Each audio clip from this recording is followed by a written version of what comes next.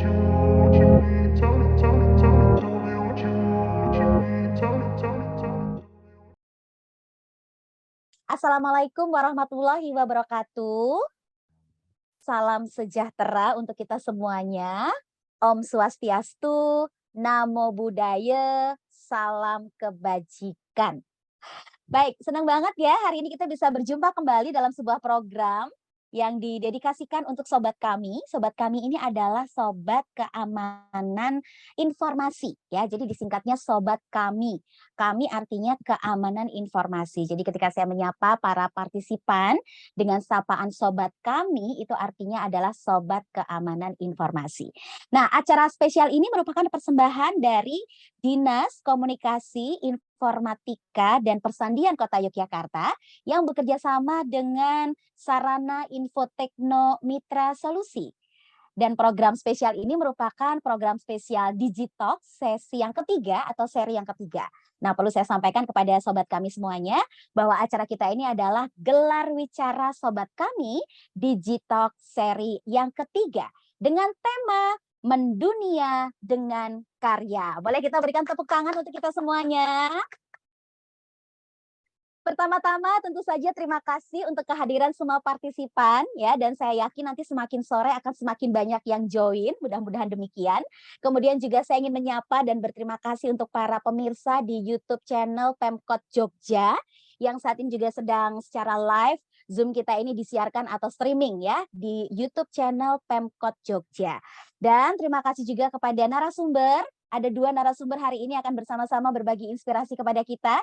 Saya mau sapa dulu sambil dengar suaranya. Yang pertama, narasumber kita adalah Mas Iqbal Aji Daryono. Selamat siang Mas Iqbal, apa kabar? Siang Mbak Magda, sugeng siang sedaya mawon, sehat-sehat. Tadi sudah cerita dik masuk angin.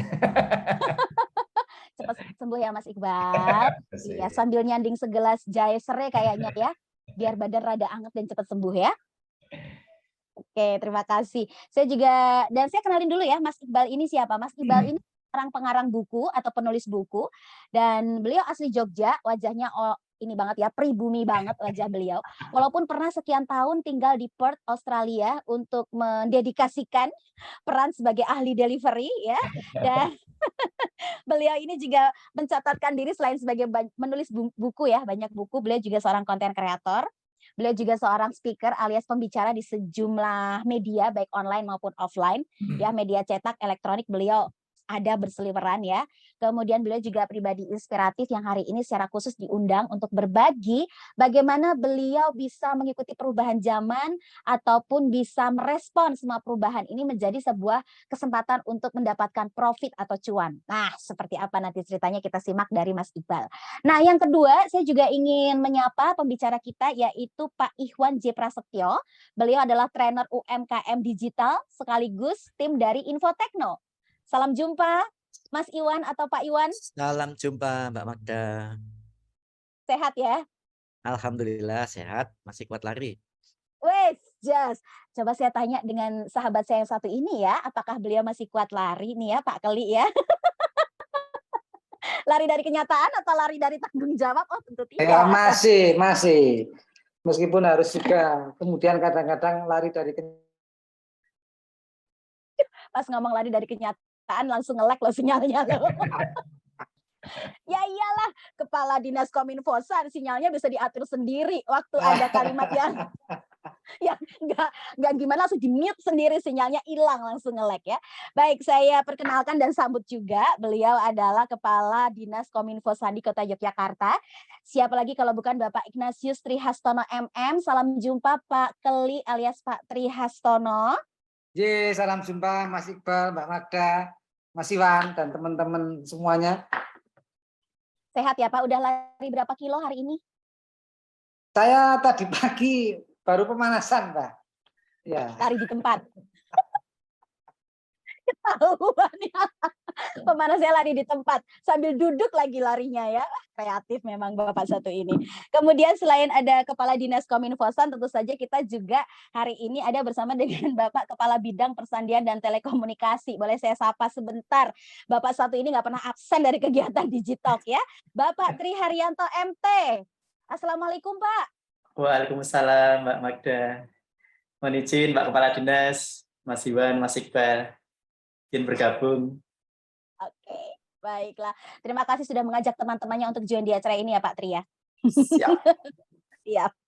Dan tentu saja terima kasih untuk semua partisipan yang sudah join dari awal sampai selesai nanti. Dan sebelum saya mengajak semua partisipan untuk segera mendapatkan hal baik dari kebersamaan ini, kita akan berdoa terlebih dahulu supaya acara kita ini berjalan dengan lancar, menjadi berkah gitu ya, bahkan bermanfaat secara lahir maupun batin, sehingga juga kita bisa menularkan hal baik ini dimanapun kita berada, sehingga sekali lagi acara ini menjadi acara yang positif untuk senantiasa kita ikuti. Baik, marilah Sobat kami, kita akan berdoa menurut agama dan keyakinan masing-masing. Berdoa disilahkan. Berdoa selesai. Baiklah, berikut ini sebelum saya menyampaikan beberapa informasi terkait penyelenggaraan acara Digitalk sesi yang ketiga, saya ingin memberikan kesempatan terlebih dahulu untuk sahabat terbaik kita, Bapak Keli alias Kepala Dinas Kominfosan, untuk memberikan semangat, barangkali apresiasi, atau mungkin hasil pengamatan di lapangan selama seminggu kita tidak bertemu lewat Zoom. Kepada Pak Keli, disilahkan. Ya, matur nuwun Mbak Magda. Sugeng siang. Assalamualaikum warahmatullahi wabarakatuh. Ya, saya sebetulnya setiap kali, setiap minggu ikut acara ini itu pengen ngecas semangat saya. Begitu saya mendengar Mbak Magda ngendikan gitu, semangat saya itu kemudian menjadi lebih kenceng lagi kan begitu. Karena Mbak Magda itu semangat ketika saya ngendikan seperti itu. Nah, yang kedua tentunya apa yang akan saya sampaikan harus matching dengan apa yang nanti akan disampaikan oleh Mas Iqbal ini. Mas Iqbal ini beberapa kali sudah kita ajak untuk berkegiatan di lingkup Pemkot. Yang terakhir ini memang satu kesengajaan ketika Dharma Wanita mengadakan kegiatan dan minta kepada Kominfo, saya ajukan tema ini. Minimal saya juga bisa nunut ada pencerahan untuk istri-istri dari para pejabat ataupun kepala-kepala di lingkup pemerintah kota. Termasuk tentunya istri saya sendiri, Mas Iqbal. Matur nuwun. Sekarang dia sudah lebih sehat di dalam menggunakan gawe-gawenya ataupun handphonenya. Memang keamanan informasi ini menjadi sesuatu yang penting dan menjadi kehiruan kami, selalu menggelindingkan. Tidak hanya di internal pemerintah Kota Yogyakarta, tetapi juga di masyarakat umum lainnya. Meskipun kemudian strategi kami menggunakan atau menggandeng dengan infrastruktur sosial yang dekat dengan kami pada tahap awal ini. Yakni misalnya adalah melalui sekolahan kita bisa menjangkau orang tua murid dengan bahasa-bahasa lebih afirmatif, karena tidak orang tua murid ini seusia saya begini agak punya gap terhadap menyikapi anak kemudian menjadi sangat ya terikat pada perangkat-perangkat digital. Saya kan termasuk generasi yang ketika dolan harus ketemu. Ketika konflik itu harus hadap-hadapan, tidak bisa konflik itu hanya sekedar berkelahi kata-kata seperti itu. Kalau saya bermain itu harus kolektif dulu. Bal-balan, nyemplung sungai bareng-bareng, kemudian adu layangan dan lain sebagainya. Nah, kondisi model relasi yang berbeda sebagai dampak pengedepanan sektor digital ini tentunya memerlukan penyikapan yang cukup bijak, tidak hanya dari institusi pendidikan, tetapi yang paling dekat adalah orang tua masing-masing. Karena dampaknya banyak hal-hal yang kemudian menjadi lebih dini dipahami dan kemudian melingkupi dari anak itu sendiri. Dulu saya mengenal yang namanya referensi dalam tanda petik agak dewasa itu ya ketika saya relatif sudah dewasa, SMA begitu. Kemudian dengan adanya perangkat-perangkat ini dimungkinkan mereka akan dini lagi. Bagaimana kemudian kita bisa memahamkan anak supaya nanti juga balance-nya itu lebih dini juga, sehingga ada keterseimbangan emosi, psikis, fisik begitu antara referensi-referensi yang diterima dengan sikap-sikap internal dia sebagai anak yang baru tumbuh. Nah, demikian juga dengan beberapa kecenderungan-kecenderungan banyak sektor kemudian bertumpu pada platform digital. Ya. Bagaimana kemudian dengan mudah orang terjebak pada tawaran-tawaran yang sangat masif terkait dengan pinjaman online. Itu kan juga memerlukan kecakapan memahami potensi-potensi digital. Kadang-kadang kita akan ternganga-nganga, orang nggak kenal saya ya, kok bisa menyapa saya, menyebut nama saya seolah-olah menjadi lebih akrab dengan yang bersangkutan. Kok saya dipercaya ya, ditawari ya. Dia tidak tahu konsekuensi-konsekuensinya. Nah, pemahaman-pemahaman pada konteks itu juga perlu dimunculkan. Dan yang lebih klasik lagi adalah meskipun penetrasi digital ini relatif sudah lebih dari 10 tahun, ya, tetapi kemudian masih banyak kaum-kaum yang terjebak oleh satu tindakan-tindakan yang istilahkan di tempat Mas Iwan itu sebagaimana loper-loper informasi. Yang tidak kemudian bisa memilah informasi ini patut tidak saya share, saya sebarkan, saya sampaikan kepada teman-teman saya. Atau saya ini sekedar menjadi korban, ya, kemudian ikut menyebarkan kebohongan-kebohongan berantai. Di mana kemudian tidak sedikit dari itu yang harus bersusah payah keluar dari tanggung jawab formal dalam pasal-pasal hukum misalnya. Nah, ini juga memerlukan pemahaman-pemahaman tersebut. Untuk itu kami sangat senang sekali ketika Mas Iqbal dan teman-teman yang lain berkenan untuk berkolaborasi dengan kita, memberikan pemahaman, dan dengan anak-anak tentunya kita tidak bisa ngadani niku mboten pareng. Tetapi membuat atau memberikan referensi bahwa perangkat-perangkat seperti ini itu juga potensial untuk kita bisa memberikan pembelajaran-pembelajaran pada hal-hal yang mungkin lebih sederhana, tetapi bisa optimal dimanfaatkan. Fotografi misalnya, membuat vlog, membuat dokumentari dan lain sebagainya. Sehingga kemudian masyarakat menjadi lebih paham bagaimana kemudian masuk ke era digital ini kita juga bisa mengoptimalkan belanja perangkat digital ataupun perangkat-perangkat pendukung lainnya. Ingat, kita termasuk kelompok yang boros terkait dengan konsumsi paket-paket data dan lain sebagainya. Tetapi itu belum diimbangi dengan produktivitas yang tinggi yang didukung dari potensi-potensi digital ini. Saya kira itu sebagai pemantik diskusinya. Seperti biasanya Mbak Magda, saya tidak berpantun karena pantun saya klasik. Ya, pantunnya adalah saya mohon izin untuk ikut rapat di ruang sebelah, kan begitu. Demikian kurang lebihnya, mohon maaf. Waktu kami kembalikan kepada Pak Magda. Sugeng siang, assalamualaikum warahmatullahi wabarakatuh. Baik, terima kasih Pak Keli. Boleh kita berikan aplaus semangat buat Pak Keli yang mau pecah badan ya, pecah layar di rapat sebelah. Pak Keli, selamat melanjutkan tugas Pak. Lancar semua agenda hari ini. 2 jempol. Asik. Wah. Baik, kemudian saya juga mengajak setiap partisipan untuk follow sosial media dari Kominfo Sandi seperti yang tertera di sudut layar virtual saya ini ya. Bisa follow Instagram Sobat Kami, follow YouTube channel Sobat Kami Channel. Nah, ini nih. Kelihatan ya Mas Iwan? Dan sekali lagi juga terima kasih buat yang udah join di YouTube channel Pemkot Jogja yang sudah menyimak acara ini ya.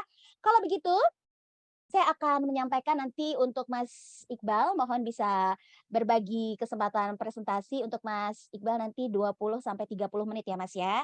Silahkan sharing, kemudian setelah nanti berikutnya Mas Iwan akan menanggapi dengan perjumpaan di lapangan seperti apa, mendampingi UMKM digital ataupun pekerja kreatif. Dan nantinya akan ada sesi tanya jawab ya, akan ada sesi tanya jawab sehingga silahkan kirimkan pertanyaannya melalui live chat Zoom ini. Oke, jadi demikian kita sama-sama berharap kebersamaan hari ini kaya manfaat, full energi, dan full inspirasi. Baiklah, saya mau kirim pantun dulu buat Mas Iqbal biar tambah semangat untuk presentasi dan berbagi inspirasi. Boleh ya Mas Iqbal? Oh boleh ya. Kirim email ke ikan hiu. Agak gak nyambung sih, tapi nggak apa-apa lah ya. Kirim email ke ikan hiu. Mas Iqbal, I can live without you. Silakan Mas Iqbal. Oke, makasih Mbak Magda, makasih teman-teman semua. Selamat siang, sugeng siang. Assalamualaikum warahmatullahi wabarakatuh. Saya kepengen menyapa Mas Iwan, juga pasti tadi sudah saling menyapa ya. Ada Mbak Dewi, ada Pak Kli sudah meninggalkan arena ya. Oke teman-teman, saya kemarin dicolek untuk ngobrol aja lah ya, nggak usah kenceng-kenceng. Bikin slide-nya juga baru 1 jam yang lalu Mbak. Mbak, coba saya pengen lihat jamnya Mbak Magda, jam tangannya. Nah Mas Iwan, saya kok kenapa kita harus dress code-nya merah semua, kenapa atau ini? Kita foto dulu ya, foto dulu ya. Jamnya Oke, kok merah kayaknya penting semua. nih. Iya, Dari ini tadi salah saya satu lihat. SOP. SOP kalau mau jadi pembicara di Kominfosan harus pakai gelang Iya, merah. Julia kayaknya juga pakai merah itu. Saya cek tadi. Oh iya kan ada merah. Oke. Saya nggak tahu itu pertanda apa. Mudah-mudahan semakin meriah. Oke. Teman-teman, saya itu dipeseni kemarin oleh Mbak Dewi dan kawan-kawan untuk ngobrol tentang proses saya. Saya perlu kenalan dulu. Saya itu penulis. Sedikit berbeda dengan yang disampaikan oleh Mbak Magda tadi. Saya mungkin ya penulis buku iya, tapi saya lebih dikenal sebagai penulis online ya, penulis konten kreator di medan online gitu. Jadi apa yang akan saya sampaikan ini nanti mudah-mudahan nyambung dengan kebutuhan teman-teman akan pemahaman era digital, kira-kira begitu. Bagaimana kita memanfaatkan peluang-peluang, bagaimana kita ya memahami cara mainnya gitu ya di ruang-ruang digital seperti apa. Dan kalau biasanya saya di banyak forum yang beberapa kali juga salah sebagiannya juga sudah digelar oleh Bapak Ibu di Pemkot, biasanya saya bicara tentang mungkin etika bermedia sosial lah, strategi media sosial, mungkin juga tentang teknik menulis. Nah, hari ini kita langsung jujur-jujuran, yaitu apa? Membuat konten demi orientasi cuan, Mbak. Makanya saya kasih slide-nya itu judulnya adalah menjadi pedagang kata-kata di era sosial media. Ya, jadi ya sudah kita mau jujur-jujuran tentang berdagang. Cuma memang ya proses saya itu kan mungkin proses ini tidak melulu bisa dikopas oleh yang lain karena seringkali jalan hidup itu macam-macam ya. Jadi nanti saya akan juga menceritakan perjalanan detail-detail apa yang saya jalani terutama sejak 2014. Nah, jadi saya tinggal punya waktu sedikit sekali ya, berarti setengah jam ya. Tinggal sampai jam berapa Mbak? Jam 2? Atau 2 kurang berapa? Boleh jam 14 lebih 5 menit ya. 14 pas aja lah biar enak ya. Oke. Wah, tawar-menawar loh. Sama teman sendiri. Oke, saya akan bagi slide. Sebenarnya sih acaranya gelar wicara. Gelar wicara itu talk show, harusnya ngobrol-ngobrol aja. Cuma kalau nggak ada citra visualnya di era media sosial itu memang susah nancep. Itulah kenapa yang terjadi adalah Facebook, generasi saya ya. Facebook itu semakin bergeser ke arah Instagram, Instagram semakin digeser oleh TikTok atau Reels Instagram. Dan mungkin suatu hari nanti saya akan menjadi generasi yang terlalu old school ya untuk bermedia sosial karena saya ini dilahirkan oleh Facebook. Tadi ketika Pak Keli menyampaikan kata sambutan dan juga beberapa obrolan awal tadi, mohon maaf sekali mungkin saya gesture saya agak kurang konsen karena di jam dan di detik yang sedang hangat-hangatnya kita memulai obrolan, saya itu dijabri oleh teman dari Kominfo Pusat. Hari ini ada error follower Facebook. Jadi follower Facebook saya itu seharusnya kan 57.000. Hari ini terpampang di wall itu cuma tinggal 9.000. Jadi merosot hilang itu. Kehilangan aset itu, triliunan itu. Tapi nggak apa-apa. Kita sambil ngobrol-ngobrol aja nanti ya. Oke, saya akan langsung buka slide-slidean. Mudah-mudahan ini bisa menjadi sedikit sedikit jangkar agar teman-teman tuh mengingat-ingatnya lebih enak gitu. Saya buka dulu ya. Jadi saya akan bercerita dulu aja lah tentang bagaimana proses saya sampai katakanlah hidup dari media sosial dan media-media digital, dan dari situ saya juga menjalani aktivitas profesional saya. Oke, ini kenalan, tapi ini barusan saja benar-benar di beberapa detik yang lalu, beberapa menit yang lalu ini sedang terjadi kekacauan. Jadi tinggal 9.000-an. Saya menuju titik ini dari proses yang cukup panjang dan memang proses itu sesuatu yang harus dijalani gitu aja. Jadi kalau teman-teman nanti ingin memanfaatkan media sosial untuk katakanlah jalur profesional, personal branding atau marketing, memang harus dijalani dengan ketekunan ya, ketekunan, ketelatenan dan kegembiraan. Karena gini teman-teman, ini adalah satu ruang yang dulu sesungguhnya tidak ada. Jadi kalau teman-teman ingat ya, di era pradigital, di era ketika koran masih cetak dan seterusnya ya, itu apa ya, terjadi situasi yang tidak demokratis dalam istilahnya itu memproduksi wacana atau kalau sekarang kita bicara memproduksi konten, itu tidak demokratis dalam arti satu arah saja. Itu mohon maaf, suara dari sana kedengeran nggak ya? Backsound ya? Iya, kedengeran. Gimana? Kita mau tebak suara apa itu? Jadi kuis? Gimana? Suara anaknya Mas Iqbal minta tolong kayaknya ya. Oke, nggak apa-apa. Oke, ya ada backsound kecil ya, ada sedikit kericuhan di depan rumah. Ini seninya era digital. Oke. Demo ya? Ya, ada paket segala macam. Oke, teman-teman, saya akan lanjutkan. Jadi saya memang gini. Oh, tadi saya sampai mana ya? Nah, kalau dulu di era cetak itu kan ketika kita saya ini kok ini nggak kelihatan, saya tutup dulu sebentar ya. Jadi ketika kita katakanlah menyimak acara televisi atau koran-koran, membaca tulisan di koran gitu kan. Kita itu sebatas secara umum mayoritas orang adalah penerima saja. Kita ini posisi sebagai resipien saja. Kita menerima konten, mengasup wacana, dan kita tidak bisa berbuat apa-apa selain menerima, grundel, setuju, keplok-keplok, tapi tidak bisa berkomen apa-apa gitu. Nah, kalau kita mau masuk ke dalam ruang industri wacana itu ya, kita harus berada pada situasi yang spesifik, yang spesial, yang mungkin punya privilege tertentu.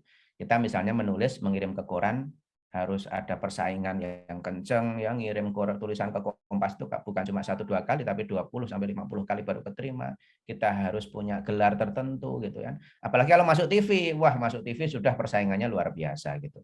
Nah sekarang kita punya satu ruang, satu jalur yang semua orang bisa memanfaatkannya dengan begitu merdeka.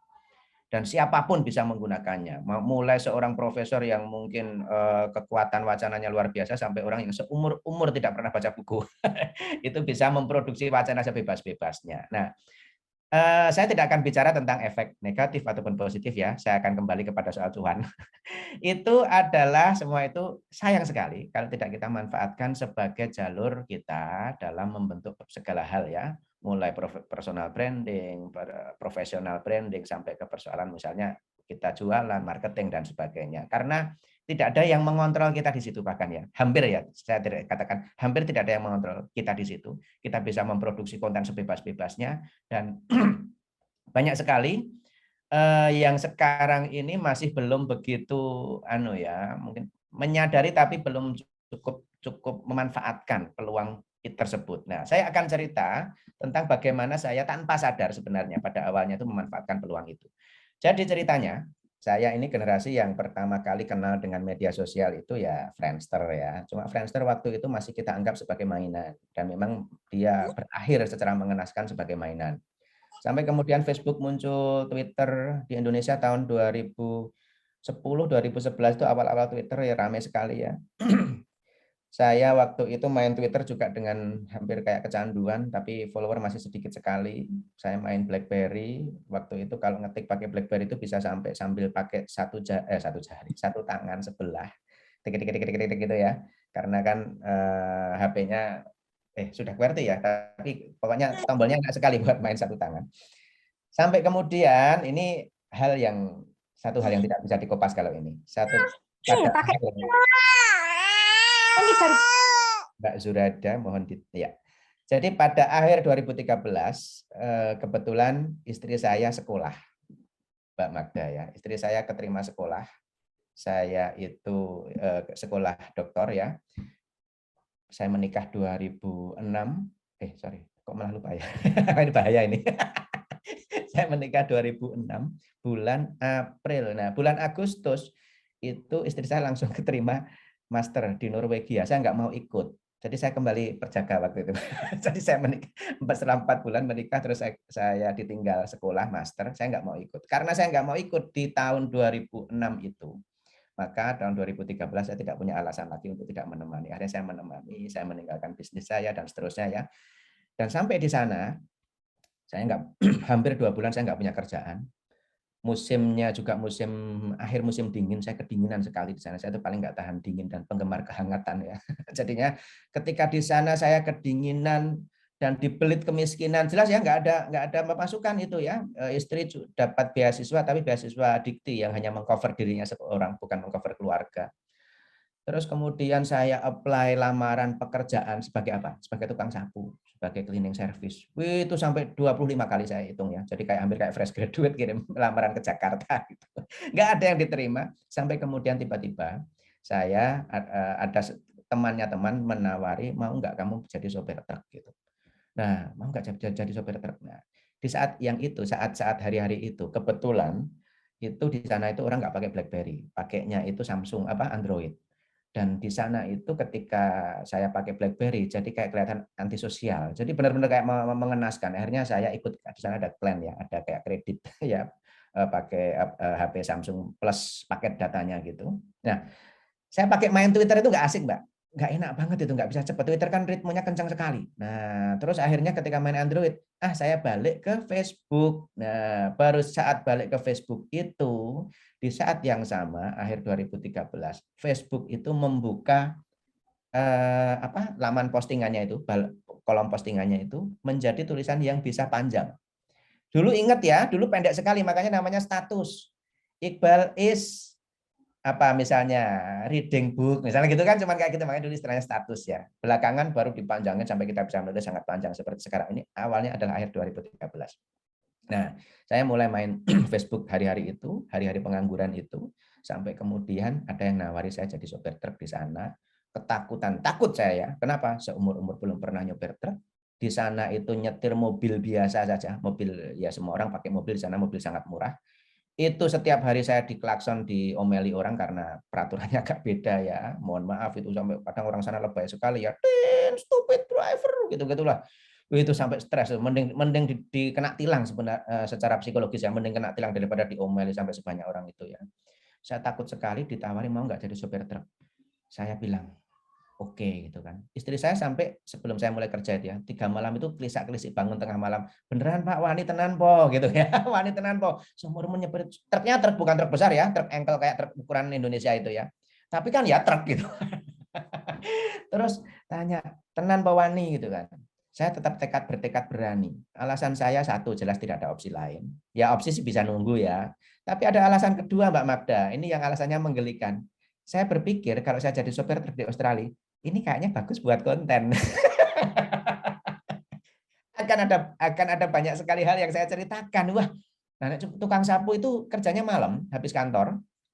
Kantor tutup pukul 9, jam 10 gitu sampai mungkin jam 12. Saya kan juga sempat menjalani itu setelah jadi sopir truk, pernah ya 2 bulan nggak kuat ya karena overwork gitu. Saya jalani yang semacam itu, saya tahu dari cerita teman-teman. Ketemunya siapa ya? Ketemunya paling satpam yang jaga gerbang depan sama hantu. Sama demit di dalam ya. Saya pernah juga itu kena kayak gitu. Yang saya bersihkan itu gudang besar di pinggir pelabuhan. Wah, sudah itu. Ya ketemunya kayak gitu. Jadi hampir tidak ada yang diceritakan. Tapi kalau saya nyopir truk, saya akan ketemu banyak orang di jalan yang besui saya. Saya akan ketemu teman-teman sama sopir. Wah, imajinasi saya, ini asik diceritakan ini. Nah, akhirnya jadilah saya sopir truk dengan 2 bulan pertama itu hampir tiap hari dapat fuck you dari kiri kanan ya. Lalu kemudian saya ceritakan ini, saya ketemu ini teman saya, ini 2014 ya, Carlos. Dia itu pelarian dari Chili di era Augusto Pinochet. Dulu di era waktu itu kan era otoriternya sana, teman-temannya ditembaki, dibunuh. Dia lari ke Australia gitu kan.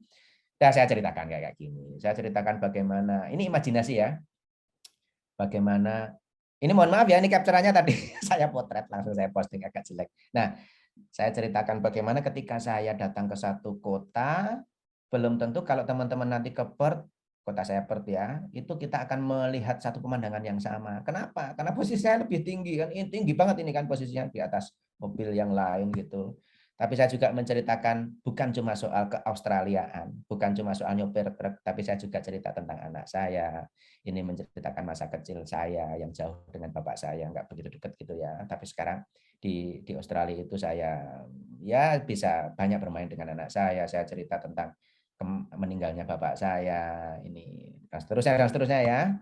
Ini belakangan ya, belakangan saya ceritakan bagaimana gara-gara di Australia itu justru saya jauh lebih dekat dengan ibu saya karena kami tinggal di sana ya. Saya sempat jemput ibu saya sampai 5 kali. Setiap kali tinggal itu rata-rata 2-3 bulan gitu ya. Jadi sangat dekat, tiap hari tidur bareng, kadang pokoknya kalau saya kan tinggal di Bantul di Sewon, ibu saya di Kasian. Ya, ketemunya paling ya berapa seminggu sekali atau gimana gitu ya, tapi di sana malah tiap hari, tiap malam gitu. Nah, saya cerita yang kayak gini.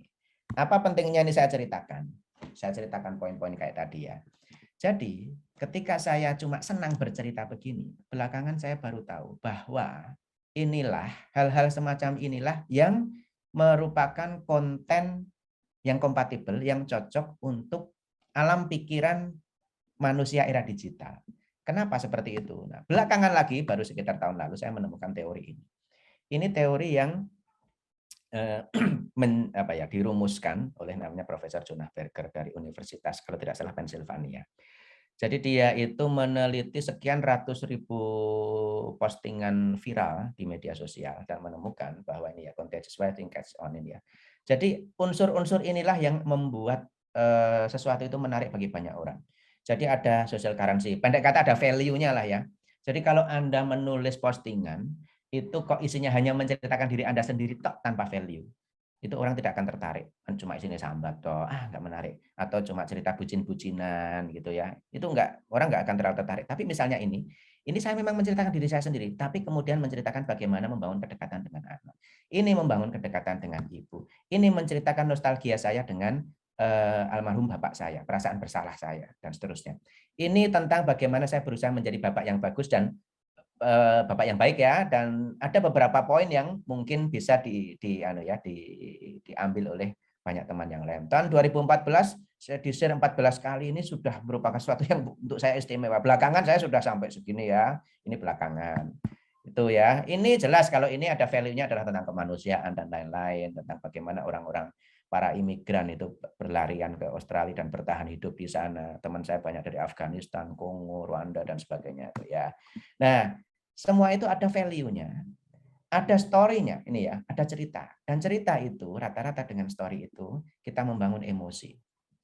Jadi teman-teman kalau Anda ingin menggerakkan manusia, jangan melulu menggerakkan mereka dengan rasio, tapi berceritalah dan munculkan emosi di situ. Orang akan tergerak. Maka ini contoh yang selalu dipakai sampai kapanpun ya. Di Indonesia itu platform crowdfunding yang pertama kali berhasil menggebrak itu adalah kitabisa.com.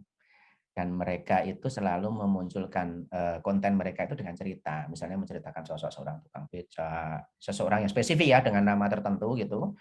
Orangnya jelas tinggal di mana, dia mungkin terkena PHK karena pandemi dan sebagainya ya. Terus habis itu mengajak pembaca untuk berdonasi dan sebagainya. Itu efektif sekali ternyata, sampai-sampai pernah dikatakan kitabisa.com itu memutar dana sosial jauh lebih besar daripada yang diputar oleh Kementerian Sosial. Ini ya, saya pokoknya ini dulu lah ya, yang paling pokok yang saya sebut, tidak semua, nanti kepanjangan waktunya nggak cukup, tinggal 5 menit.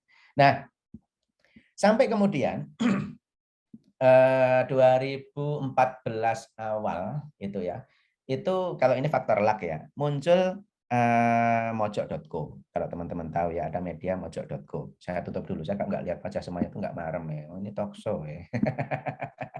Jadi muncul mojok.co, satu media yang waktu itu masih meraba-raba bentuk. Jadi mau dibikin kayak apa ya gitu, Mas. Belum seserius sekarang kalau teman-teman lihat mojok.co ya.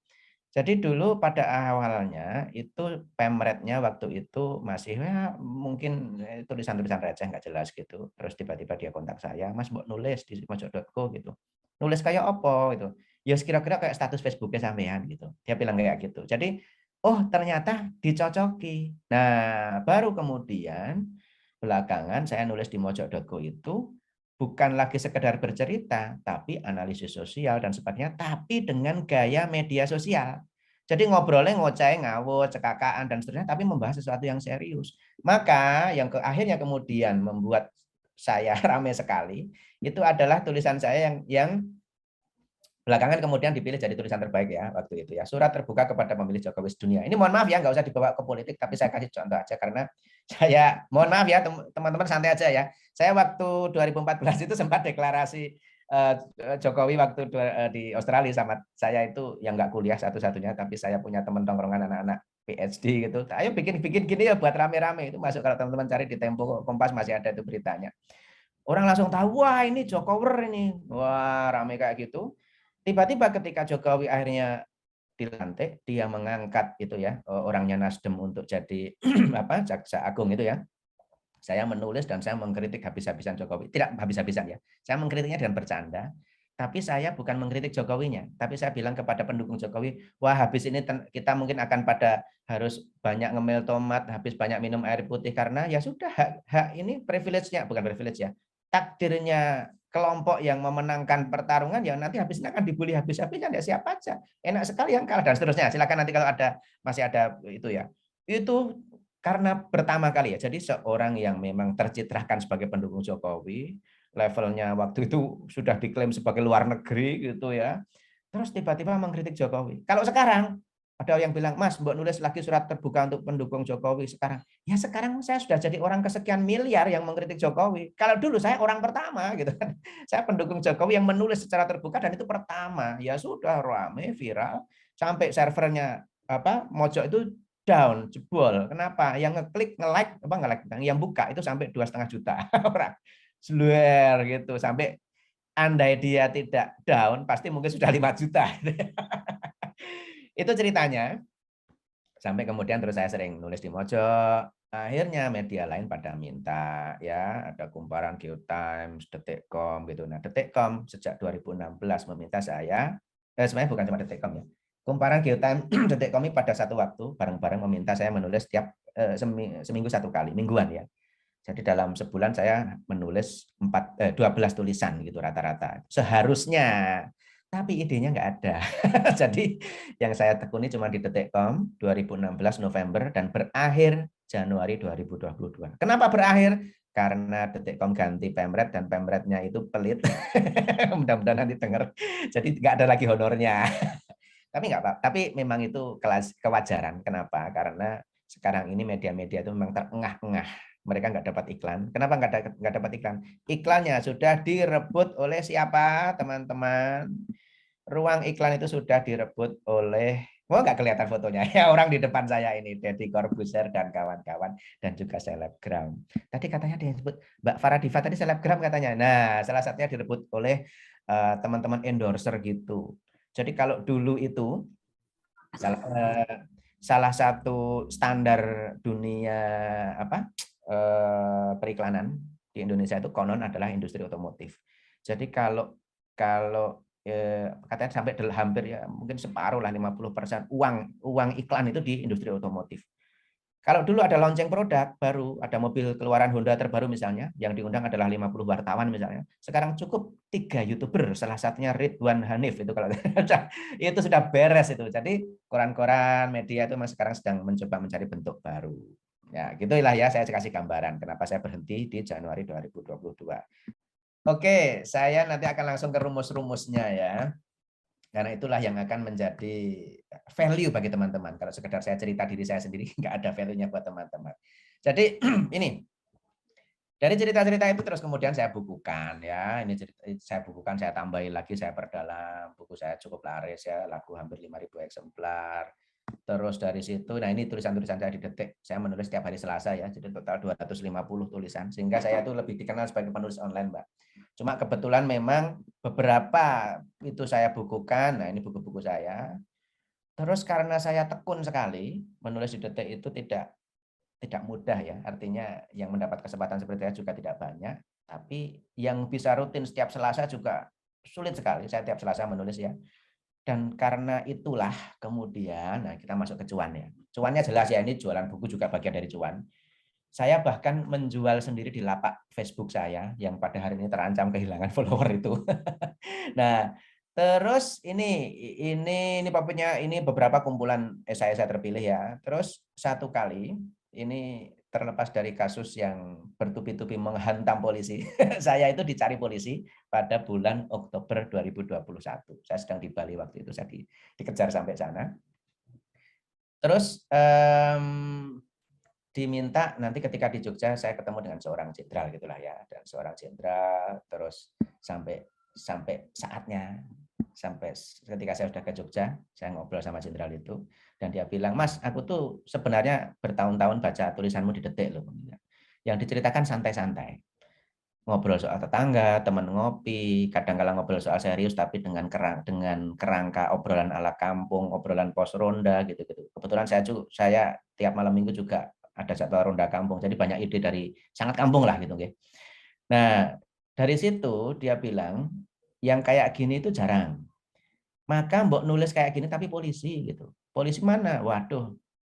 Polisi yang ya pokoknya polisi. Waduh, saya kalau nulis sudah level jenderal saya nggak mau. Terus terang saya ini mikirnya juga marketing ya.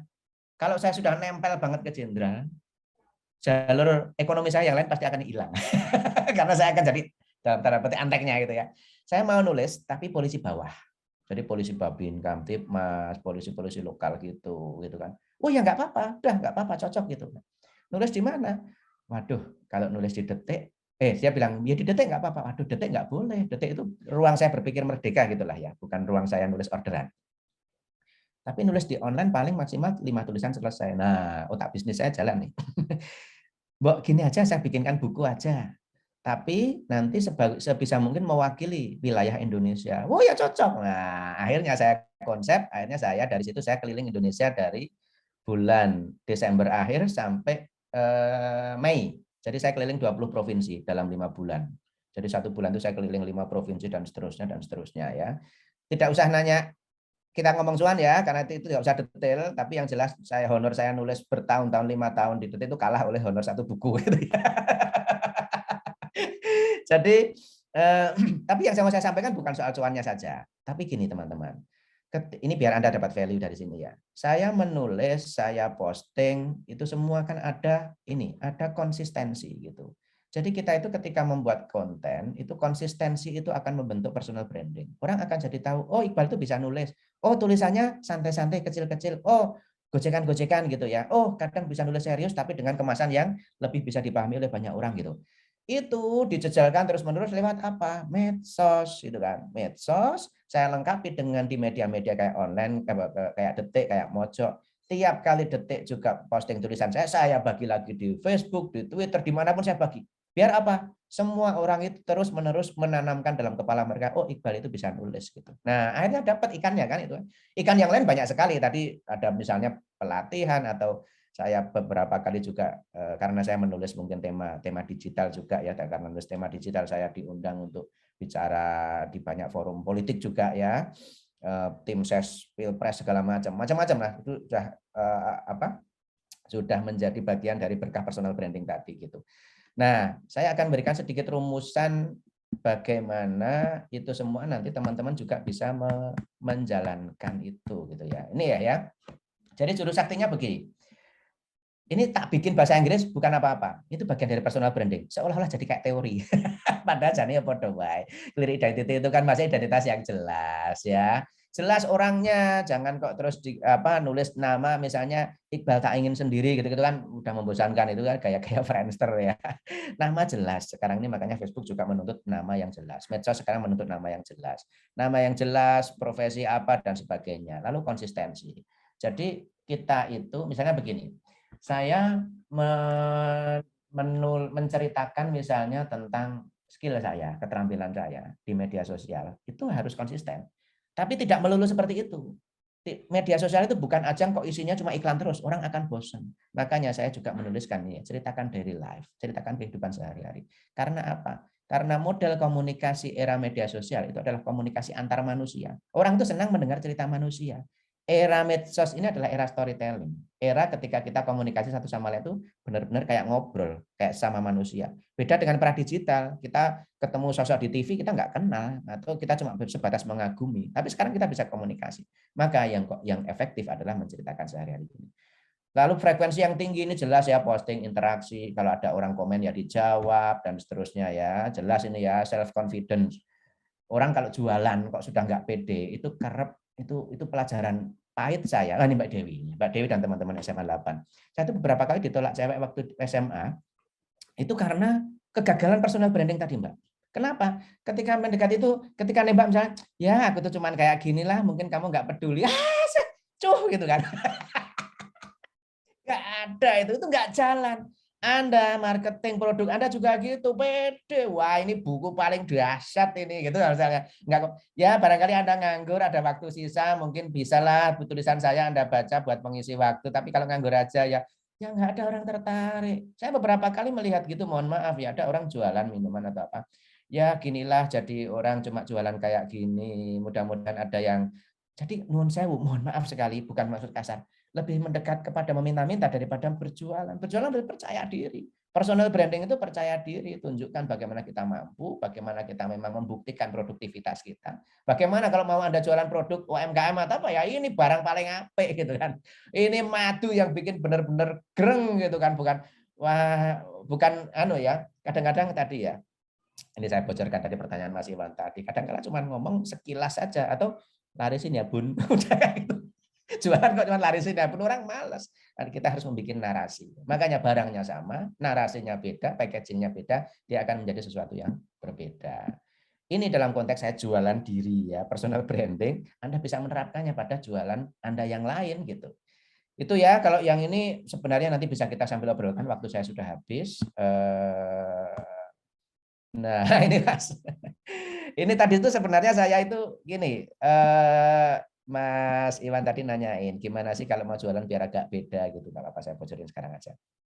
Saya itu nemu orang yang nyepam, tapi nyepamnya laris. Jadi waktu kemarin rame-rame ada Ibu Putri Chandrawati Putri Sambo ya, yang kebetulan saya launching buku saya itu untung sempat launching 27 Juni, launching ramai sekali di Jakarta. Tanggal 8 muncul kasus Sambo, jadi selesai. Untuk mereka sudah selesai. Terus ada yang komen, itu kok Ibu Bu Putri itu kok datang ke sana kok wajahnya beda dan seterusnya. Nah, rame berita, rame banget itu di satu link itu. Terus ada yang komen, memang sih seharusnya Ibu Putri nggak datang kayak gitu. Harusnya datang itu ditata dulu dan seterusnya. Barangkali bisa coba skincare produk kami. Gitu. Dia tuh jualan skincare gitu. Yang ngakak banyak banget, tapi dia langsung nge-link dan saya yakin ada sekian ribu yang nge-like ngakak. Itu pasti ada yang nyantol lah barang seberapa gitu. Dia bisa masuk ke dalam sisi itu gitu ya. Nah, waktu siapa? AKP Rita itu ya, itu juga dikomeni kayak gitu, tapi tenang, kita bisa buktikan apakah ini mohon maaf ya, ini polesan atau tidak. Tapi kalau toh ini polesan pasti menggunakan ya ini apa maskara produk kami. Asam-asam gitu kan. Nah, ini saya mencoba ya bukan mencoba, saya sudah sering juga melakukan gini ya. Ada yang komen. Saya ini kan dikenal juga sebagai orang yang pengamat bahasa. Saya beberapa kali juga diundang. Ini Jumat besok saya diundang di kantor bahasa Provinsi Jambi untuk bicara tentang bahasa juga. Mas, murid panjenengan kok sering mengenakkan narasi pakai kata-kata pelanggar lalu lintas bahasa Indonesia yang baik dan benar. Pakai jadi pakai, keren tapi sebatas keren, benar jadi benar. Dia komplain gitu. Loh, jangankan muridnya, gurunya juga gitu kan Mas. Kalau nulis di medsos, kalau jadi kalau. Kenapa? Karena ini informal, empan-papan, menyesuaikan dengan spirit orang. Lebih jelasnya bisa baca buku ini, tinggal 2 eksemplar. Mbak Atin ini Mbak Atin ini admin toko buku saya. Saya punya toko buku online, langsung aja dan seterusnya. Oke, mohon maaf saya ternyata belandang ya. Gitu ya, saya berbagi ruang dengan teman-teman yang lain. Mas Iwan dulu, nanti terus teman-teman yang saya kembalikan kepada Mbak Magda. Mudah-mudahan berguna dan mudah-mudahan bisa memicu obrolan yang lebih gayeng. Matur nuwun.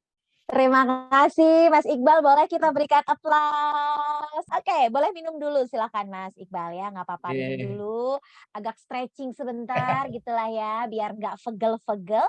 Nah sekarang tiba saatnya kita mau dengar juga pencerahan atau insight yang berbeda dari Mas Iwan J. Prasetya sebagai seorang pengamat sosial juga di era UMKM dan pekerja kreatif era ini ya. Karena Mas Iwan juga udah siap ya. Mas Iwan, are you ready? Siap. Cuma Ya, sedikit silakan. kok. Nanti biar Mas Iqbal yang nambah banyak lagi. Oh iya benar, biar Mas Iqbal sehat ya, cepat prima staminanya Amin. ya. Silakan Mas Iwan. Jadi kalau dari perspektif ini mungkin juga sharing ke Mas Iqbal juga sih, nanti biar ditanggapi lebih banyak. Terutama biar muncul jurus-jurusnya tadi yang Sakti ini biar dikupas lebih banyak gitu ya.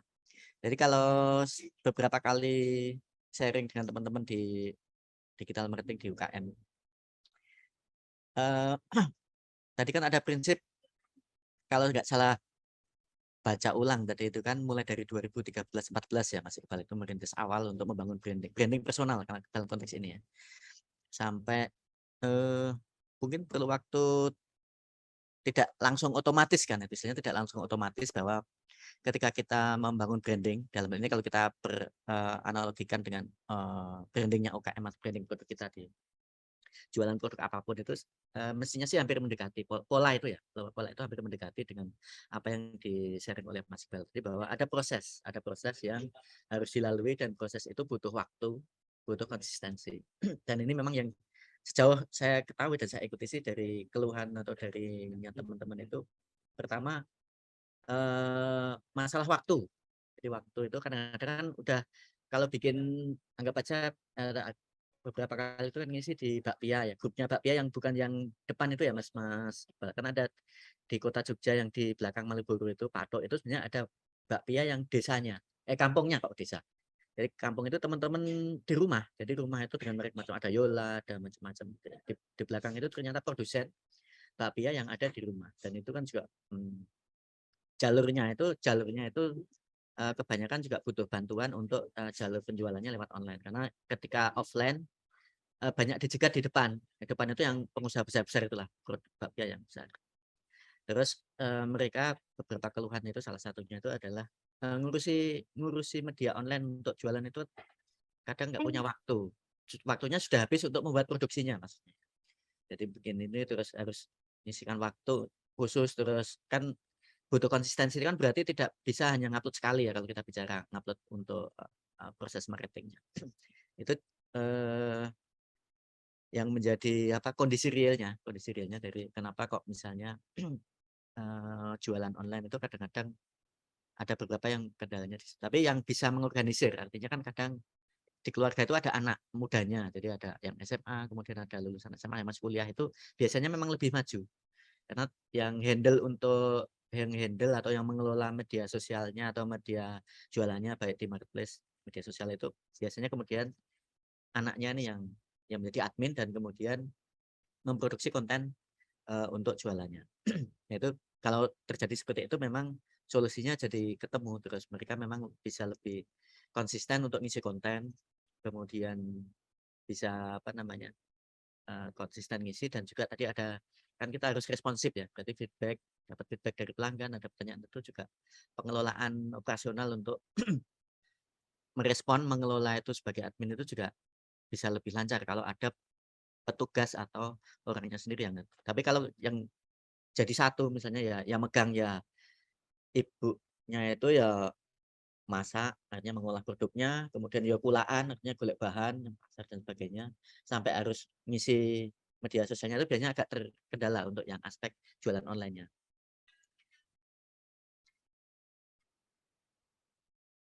Nah, itu yang pertama. Yang kedua, jadi yang tadi sempat kita obrolkan di awal, biasanya ide untuk nulis konten marketing di aspek platformnya yang kita anggap aja misalnya Instagram gitu ya. Kebanyakan kata-kata sih Instagram. Facebook kayaknya ada tuh Mbak, yang paling banyak dipakai itu Instagram sama marketplace. Jadi ketika ngisi konten itu tadi misalnya ada kendala waktu, yang kedua ide ya. Jadi bagaimana sih menelurkan ide untuk membuat kontennya. Jadi tadi itu misalnya jualannya bakpia, yang kepikir itu ya hanya bakpia sebagai produk akhir. Bakpia sebagai produk akhir. Padahal mungkin nggak tahu caranya agar keluar ide itu loh. Cara keluar ide itu kan juga butuh sendiri. Apakah ada rumus tertentu itu? Ini sering ditanyakan dan saya kadang-kadang bisa jawab, kadang-kadang nggak bisa jawab. Kalau saya malah jawabnya saya pakai rumus itu. Apa itu yang kadang-kadang rumus resminya orang nulis di media itu loh. Jadi ada menjawab pertanyaan 5W1H. Kadang-kadang saya sampaikan gitu. Artinya untuk membuat bahan konten itu menggali idenya adalah dengan bertanya tentang produk kita sendiri bertanya kepada produk kita sendiri. Bakpia ini sebenarnya berasal dari apa, bagaimana membuatnya, berapa lambunya, kapan, dan seterusnya, dalam konteks untuk menggali materi atau bahan agar kita bisa membuat konten. Karena kenyataannya adalah media sosial atau online ini kan punya rumus sendiri. Begitu kita nggak pernah upload, tadi masalah konsistensi ya, begitu nggak pernah upload, hanya upload seminggu sekali kan secara rumusnya sendiri kan udah itu tenggelam berarti kan nggak ada interaksi, akan makin tenggelam. Seminggu sekali, seminggu sekali, seminggu 2 kali itu masih termasuk dalam konteks cukup lama jedanya. Saya nggak posting seminggu aja teman-teman udah pada nggak terlalu nggak gampang nyantol dengan postingan yang misalnya berikutnya kita bikin. Jadi semakin nggak konsisten akan dia semakin tenggelam. Nah, padahal untuk konsisten harus bikin konten. Untuk bisa konten kita harus punya ide tadi itu. Secara produk sudah ada, tapi secara ide kadang-kadang stuck atau mandek. Nah, ketika saya sampaikan seperti itu ya kadang-kadang sebenarnya kadang-kadang nggak match juga. Nggak match juga itu artinya itu kan perspektif teknis ya. Artinya 5W1 itu perspektif teknis. Nah, bagaimana untuk menggali agar terutama ketika proses pendampingan ya, kita kan harus menggali apakah kita perlu bantu survei di dalam survei ke produk masing-masing itu, karena misalnya kita pelatihan yang diadakan oleh Mbak Dewi itu kan ada 9 lokasi ya Mbak Dewi ya. Yang tahun ini 9 lokasi itu kan beda-beda segmen, bentuk atau kategori usaha. Dan kalau kita pakai rumus umum ini kan kadang-kadang agak susah nyantolnya juga, karena realnya juga ketika kita cek ulang ya nyatanya agak susah dipraktekkan. Nah itu sejauh ini ya kita perlu triknya itu apa agar sharing kita ke teman-teman pelaku KM itu bisa langsung kena itu artinya ya dengan kondisi tadi bahwa kesibukan apakah ada satu pintu out of the box-nya tadi itu kira-kira kita pakai metode apa yang mungkin bisa kita coba untuk aplikasinya di teman-teman. Kemudian tadi ada saya cek ulang. Ide tadi termasuk di konsistensinya udah. Frekuensi itu kan berarti harus interaksi ya, ada interaksi. Nah, tadi ada satu yang menarik. Kita supaya bisa masuk ke tempat orang tapi tidak dianggap spam gitu loh.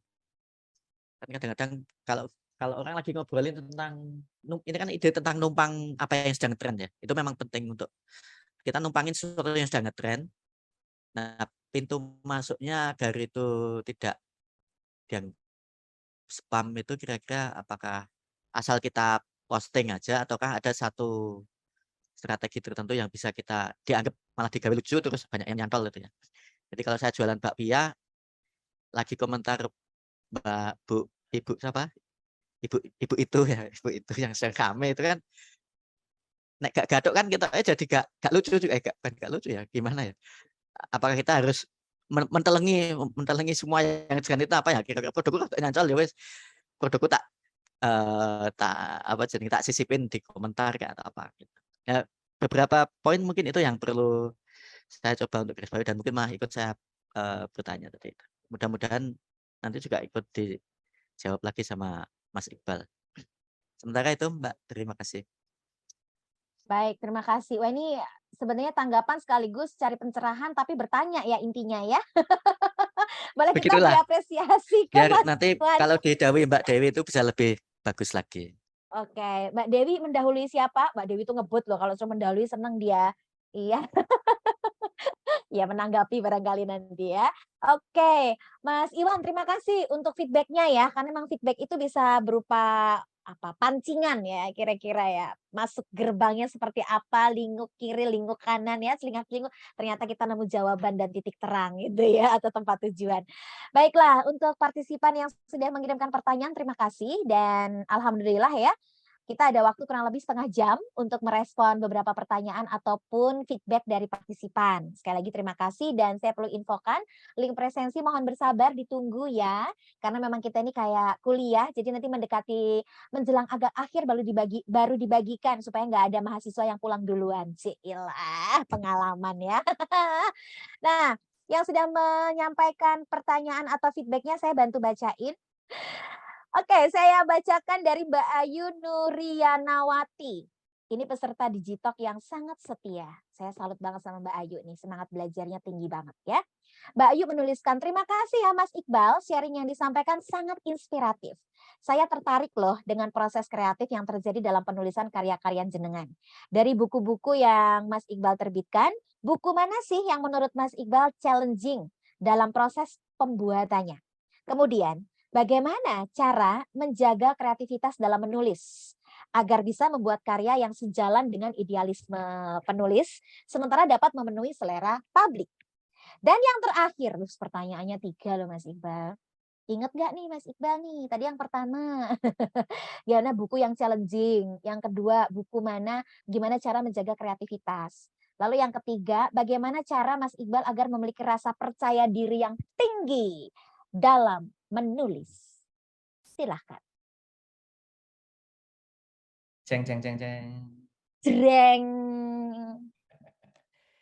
Oke, terima kasih atas responnya dari teman-teman semua. Saya respon dulu yang disampaikan Mas Iwan ya.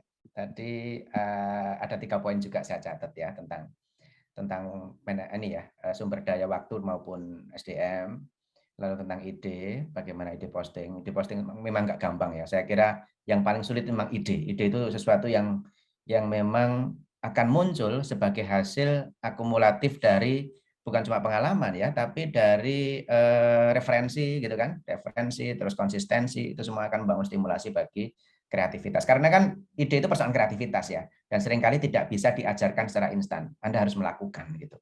Nanti itu nyambung juga dengan pertanyaan Mbak Ayu tadi terkait dengan soal ide tulisan ya, selain ide konten jualan itu. Oke, lalu yang terakhir agar tidak nyepam tadi. Gini, kalau soal SDM itu problemnya hampir sama dengan problem instansi, Mas. Instansi di banyak tempat. Kecuali kalau teman-teman Kominfo Jogja itu saya kan sudah acara yang kemarin sama Mbak Ana Fardiana, terus Dharma Wanita ya, terus habis itu beberapa yang lain. Saya melihat dari produk akunnya, konten-konten yang disajikan di situ, sekaligus dari sisi mungkin struktur pengelolaannya itu sudah jauh lebih baik daripada instansi-instansi lain.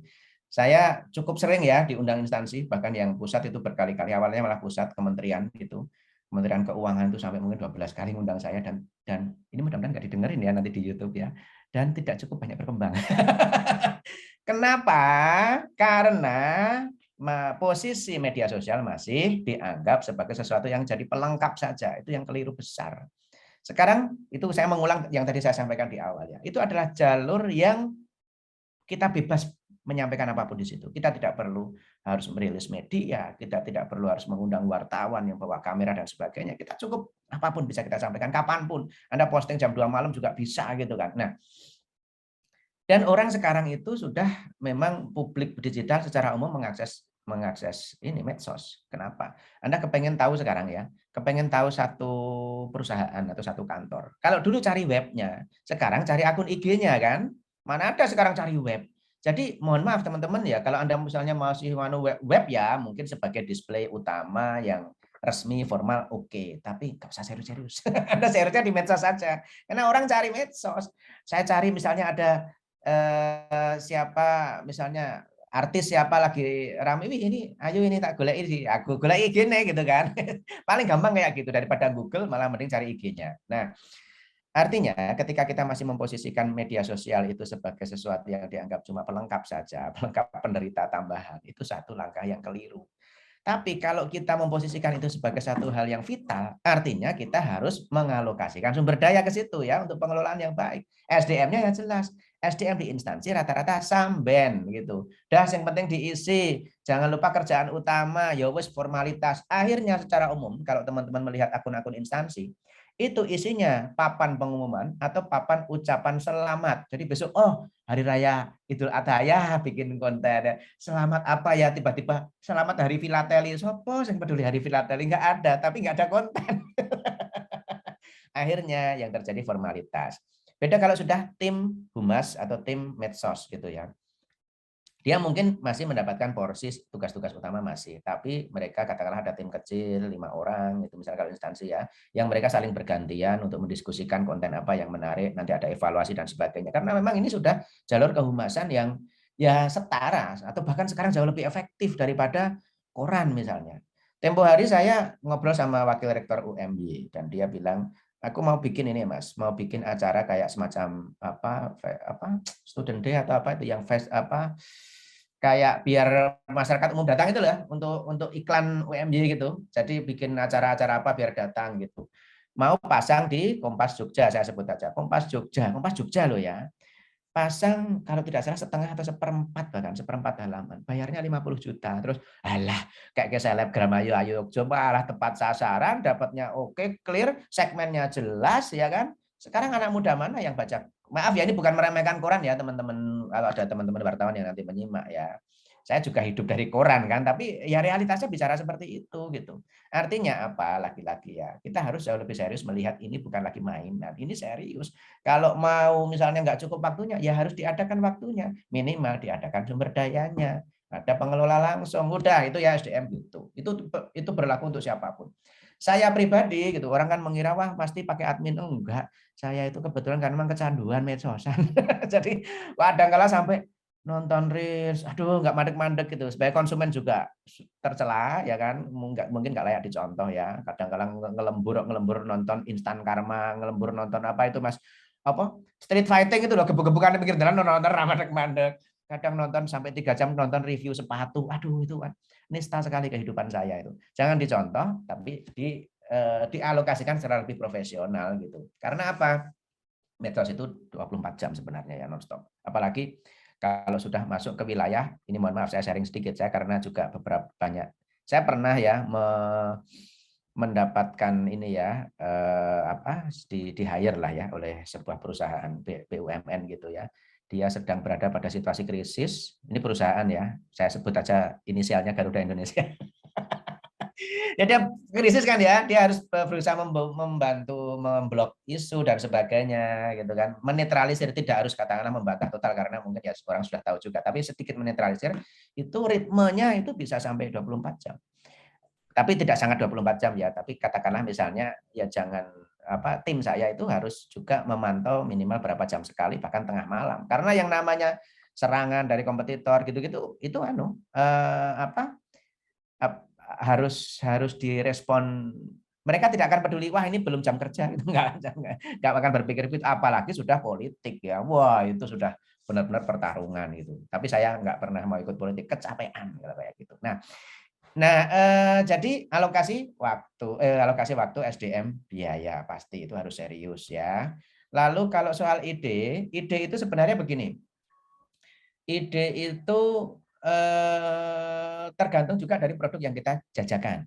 Jadi memang ada, tidak semua terus setiap produk itu akan mendapatkan nasib yang sama atau setiap toko itu akan mendapatkan nasib yang sama. Kenapa? Kalau jualannya cuma bakpia, variasi idenya tidak akan banyak. Tapi kalau dia toko oleh-oleh, dia akan bisa lebih banyak lagi. Saya jualan buku, buku kan judulnya macam-macam. Saya akan bisa bicara dari berbagai sudut isu gitu kan. Tapi kalau bakpia saja maksimal begini. Bakpia itu kan unsurnya juga banyak. Kita bisa bicara mungkin bukan cuma bakpianya, tapi ngeteh sambil ngemil bakpia ya kan. Atau sesekali bicarakan bukan cuma produknya, siapa yang bikin. Oh ternyata ada simbah-simbah sudah 70 tahun ikut di pabrik kami loh. Coba bayangkan skill dia, dedikasinya, betapa dia sudah bergerak dengan spiritualitas tertentu. Wah, kita bisa mengambil apa story ya kan, tadi yang saya rumuskan, ada story di situ, ada emosi di situ. Kita bisa menceritakan, jadi kalau Anda makan bakpia kami sebenarnya itu sentuhan dari mbah siapa gitu. Wah, itu kan sensasinya beda, ya kan? Atau bisa juga ngomong sekarang lagi rame apa? Lagi rame harga telur mahal. Kita bisa masuk ke situ, bakpia pakai telur enggak? Bikinnya pasti ada telurnya. Kami tidak akan menaikkan harga bakpia kami meskipun harga telur mahal. Sebenarnya begini-begini demi kepuasan konsumen, porsinya. Di foto ditunjukkan di dapur nih, porsi telurnya segini. Kan bisa gitu. Makanya tadi step itu T-nya trigger. Triggernya itu kalau semua orang sedang bicara harga telur mahal karena kemarin berdiding, kita bisa masuk ngomong bakpia dari telur gitu. Dari simbah tadi yang ngelola itu. Bahkan yang tidak ikut bikin misalnya tukang bersih-bersih di rumah itu. Tempat kami ini dijaga kebersihannya, nggak ada tikus, batang, seliwer. Itu misalnya kan dari ini Pak siapa, dia tukang bersih-bersih. Kita bisa menceritakan itu. Jadi segala pintu masuk dipakai. Untuk bicara apa? Belilah bakpia saya gitu. Tukang becak ya kan, jangan dikira kalau tukang becak terus dapat tips banyak terus bikin bakpia kami mahal. Tidak, dari kemarin harga kami stabil misalnya gitu kan. Itu. Jadi berbagai pintu masuk bisa dipakai, termasuk testimoni. Jangan lupakan konsumen. Sesekali bikin reels, ada bule datang, gimana bakpia kami enak sekali. Wah, sudah itu testimoni. Orang akan lebih percaya testimoni. Saya senang jalan-jalan. Saya kalau naik cari hotel, saya nggak pernah lihat webnya, nggak peduli. Saya lihat Traveloka, lihat apa reviewnya, ya kan? Kita sudah kayak gitu, kayak marketplace juga gitu. Orang lebih percaya kesaksian daripada klaim sepihak dari bakule. Nah, makanya testimoni itu dicari sebanyak-banyaknya gitu. Itu ya ide, tapi ini masih sangat luas ya. Nanti ketika konsistensi dijalankan, mencoba terus berpikir, tentu saja dengan alokasi waktu yang lebih serius tadi, maka itu semua akan pelan-pelan tercapai gitu. Terus kalau nyepam agar tidak nyepam tadi ya Mas ya. Kalau saran saya sih jangan kopas itu. Kalau kopas itu nanti kebaca oleh algoritma. Kita kopas di mana-mana kopas, dia langsung nanti kelihatan spam. Gitu untuk ya Mas Iwan, terima kasih atas responnya, karena ini pancingan yang semacam ini membuka jalan agar menyampaikan sesuatu yang bermanfaat bagi teman-teman kan. Karena persoalan SDM itu saya memang menemukan di banyak tempat. Tapi kalau biasanya saya nggak berani menyampaikan karena nggak enak sama yang ngundang. Ya kan Mas? Wah, instansi kok ini nggak serius itu kan nggak enak kan. Saya ngundang saya 11 kali kok orang muda gitu kan. Oke. Langsung saya lanjut ya, Mbak. Boleh. Ya. Tadi Mbak Ayu sebagian tentang yang ide kreativitas itu udah dijawab ya. Kemudian tadi soal proses kreatif termasuk buku yang paling menantang. Oke. Kalau buku mana yang menurut paling challenging dalam proses pembuatannya? Gini, buku saya itu kan jadi ada mungkin paruh-paruh ya, separuh buku yang nulis langsung, kayak misalnya Out of Track Box itu kan nulis ya, memang nulis. Karena waktu saya menulis buku itu belum menjadi kolumnis di media. Yang lain-lain banyak yang merupakan kumpulan dari esai di media. Yang terakhir kemarin, yang buku polisi itu, saya turun ke lapangan. Saya sampai ke Aceh, sampai ke Papua, aja ke zona merah, zona konflik. Jadi saya itu sampai tidak boleh pergi dari tempat saya menginap di atas 3 kilo, karena nanti ketembak. Terus sampai ke daerah kaki gunungnya, markas teroris di Poso, segala macam. Kalau risiko, jelas ya, risiko itu yang terakhir kemarin risikonya tinggi. Saya sampai melakukan beberapa pelanggaran sebenarnya. Saya naik ke kaki gunung itu seharusnya dikawal 12 brimob dengan senjata laras panjang. Tapi saya diajak Kapolsek seorang diri, sudah jalan aja. Karena ya bukan apa-apa sih, bukan kok nekat ya, tapi saya sendiri seneng ya dengan agak petualangan gitu. Yang kedua memang nanti cerita bisa lebih hidup. Saya bisa menceritakan dengan lebih, tulisan itu bisa lebih menegangkan gitu-gitulah ya. Risiko jelas yang terakhir itu kemarin risikonya tinggi. Wah, istri saya cerita, saya di Pegunungan Bintang itu zona merah KKP yang habis ada pembantaian tenaga kesehatan, dan saya ke sana ikut layanan medis, polisi-polisi gitu ya. Wah, ibu saya berdoa siang malam itu, moga-moga melecet gitu. Tapi kalau dari sisi ide, pengolahan ide, sebenarnya yang paling sulit adalah justru esai. Esai yang saya tulis di Detik itu, wah, cari idenya susah, dan kita tidak bisa sekedar bercerita. Kalau di lapangan tadi saya sekedar mengamati, menceritakan. Ya tentu saja risikonya risiko fisik ya, risiko keselamatan ada. Tapi kalau disulit tantangan dari sisi mengelola perspektif, menganalisis dan sebagainya, saya itu paling berat ya, karena memang sebuah tulisan akan menjadi bagus atau bernilai ketika saya menyodorkan perspektif yang tidak pasaran, yang berbeda gitu. Saya membicarakan misalnya korupsi gitu. Korupsi, terus saya katakan korupsi itu buruk bagi nusa dan bangsa dan seterusnya. Nah, semua orang sudah tahu, simbok saya juga tahu. Ngapain saya tulis gitu kan. Kalau saya nulis itu orang nggak akan tertarik, nggak akan merasa punya nilai, mendapatkan value apapun. Tapi saya nulis korupsi pernah ya, judulnya ini mohon maaf ya, bukan gimana-gimana. Kita bicara dengan instansi ya. Saya tulis jangan baper kalau Pak Bupati korupsi gitu. Saya tuliskan bagaimana realitasnya, bagaimana mahar politik itu harus diakui, bagaimana kalau di kampung-kampung itu mau pilkada itu ada bitingan ya.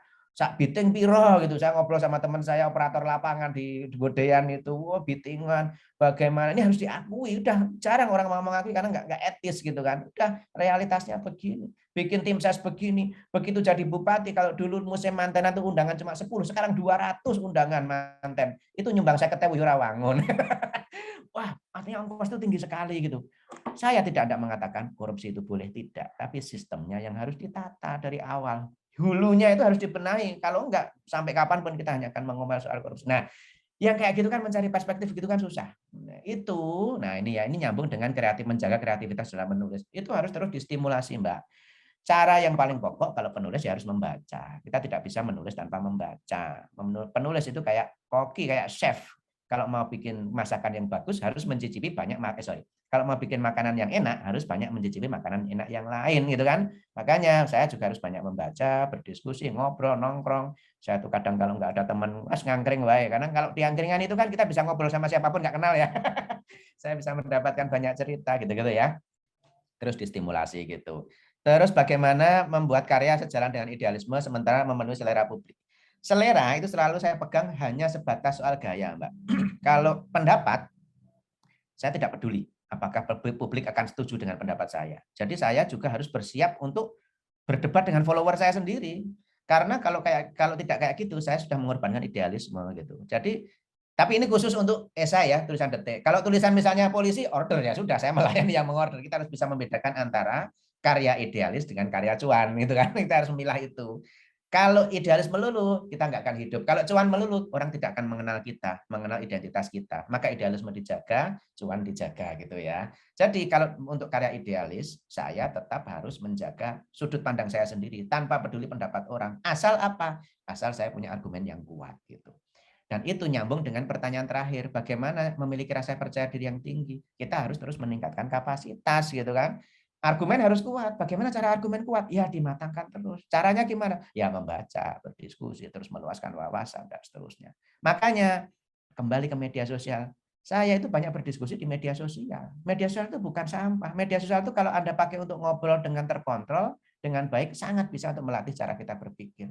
Maka saya itu kalau berdebat dengan orang yang musuhi saya terus, tapi argumennya bagus, saya nge-add dia. Bukan ngeblok dia, saya nge-add dia. Saya butuh itu. Biar apa? Biar saya tidak terkungkung dalam puja-puji follower. Karena puja-puji follower itu memabukkan. Gitu Mbak Ayu ya.